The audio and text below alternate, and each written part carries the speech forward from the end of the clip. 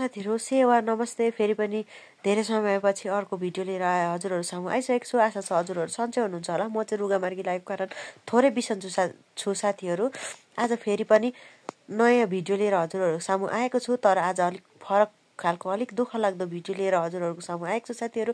2022 साल 6 महिना 18 गते परेको पानीको कारणले चाहिँ घर वरिपरि हाम्रो यस्तो पहिरोहरु भल पहिरो बाढी गएको छ साथीहरु। बाटोघाटो एकदमै धेरै बिग्रिएको छ साथीहरु।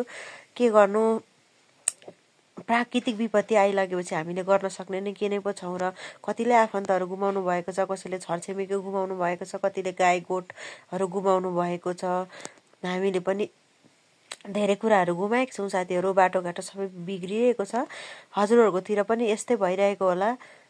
के गर्नु साथीहरु, प्राकृतिक विपत्तिसँग हामीले के नै पो गर्न सक्छौं हैन। तर पनि हजुरहरु सबै सुरक्षित भएर बस्नु होला। प्राकृतिक विपत्तिले कति बेला के गर्छ भन्ने कुनै थाहा पत्तो हुँदैन साथीहरु।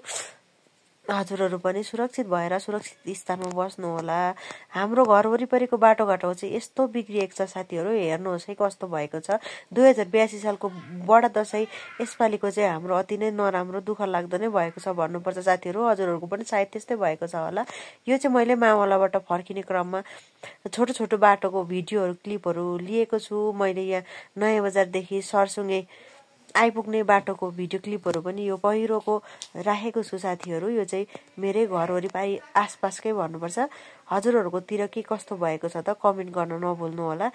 हाम्रो चाहिँ यस्तो भएको छ बाटोहरु चाहिँ साथीहरु।